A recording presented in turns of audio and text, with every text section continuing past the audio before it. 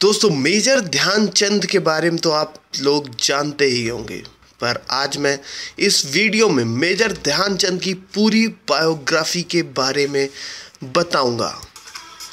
नमस्कार दोस्तों, मेरा नाम है आशीष और आप देख रहे हैं बीइंग मोटिवेटेड चैनल।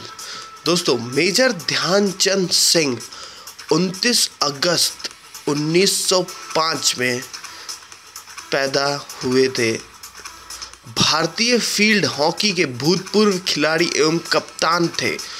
उन्हें भारत एवं विश्व हॉकी के क्षेत्र में सबसे बेहतरीन खिलाड़ी में शुमार किया जाता था। वे 3 बार ओलंपिक के स्वर्ण पदक जीतने वाली भारतीय हॉकी टीम के सदस्य रहे और उन्होंने Amsterdam Olympic, Los Angeles Olympic, Berlin Olympic में भी शामिल है। उनकी जन्म तिथि को भारत में राष्ट्रीय खेल दिवस के तौर पे मनाया जाता है। आइए उनके जीवन परिचय के बारे में कुछ जानते हैं। मेजर ध्यानचंद का जन्म 29 अगस्त सन 1905 को इलाहाबाद में हुआ था।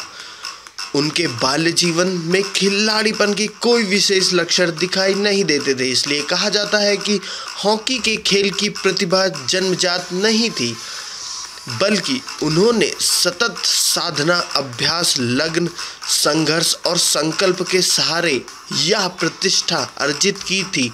साधारण शिक्षा प्राप्त करने के बाद 16 वर्ष की अवस्था में 1922 में दिल्ली में प्रथम ब्राह्मण रेजिमेंट में सेना में एक साधारण सिपाही की हैसियत से भर्ती हो गए। जब फर्स्ट ब्राह्मण रेजिमेंट में भर्ती हुए, उस समय तक उनके मन में हॉकी के प्रति कोई विशेष दिलचस्पी या रुचि नहीं थी। ध्यानचंद को हॉकी खेलने के लिए प्रेरित करने का श्रेय रेजिमेंट के एक सूबेदार मेजर तिवारी को है।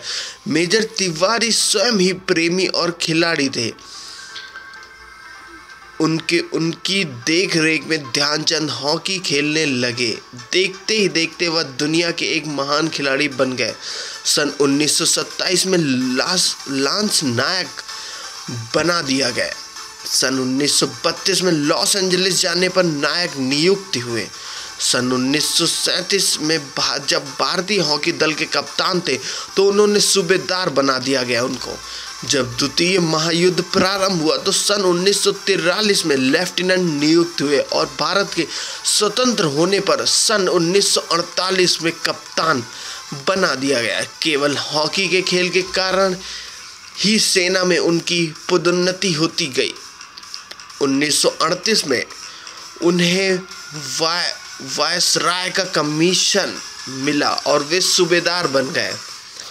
उसके बाद एक के बाद एक दूसरे सूबेदार, लेफ्टिनेंट और कैप्टन बनते चले गए। बाद में उन्हें मेजर बना दिया गया। आइए चलते हैं, मैं उनके खिलाड़ी जीवन के बारे में मैं उनको बताता हूँ आप सभी को।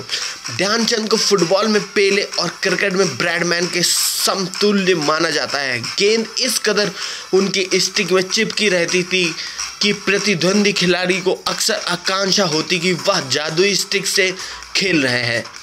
यहाँ तक हॉलैंड में उनकी स्टिक में चुंबक होने की आकांक्षा में उनकी स्टिक तोड़कर देखी गई।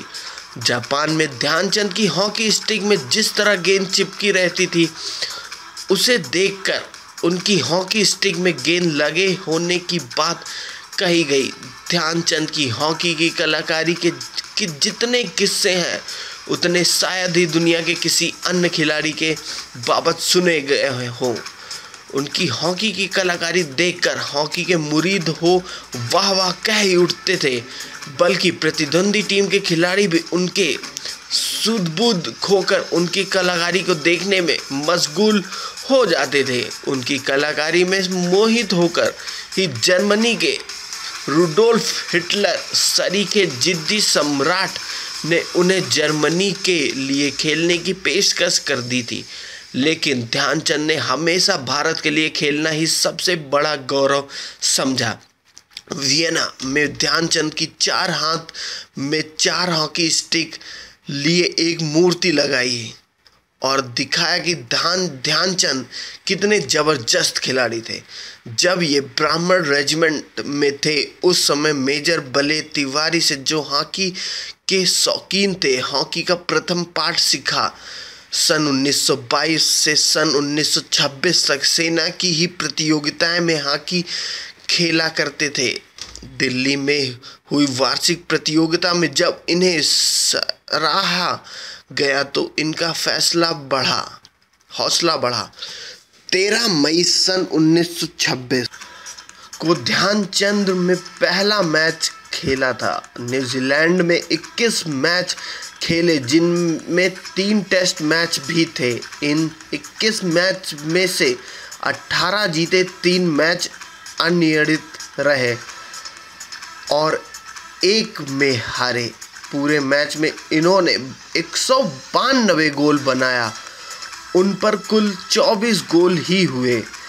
23 मई सन 1932 को श्रीलंका में 2 मैच खेले। एक मैच में 21-0 तथा दूसरे मैच में 10-0 से विजय रही। सन 1935 में भारतीय हॉकी दल के न्यूजीलैंड के दौरे पर इनके दल ने 49 मैच खेले, जिसमें 48 मैच जीते और 1 वर्षा होने के कारण स्थगित हो गया।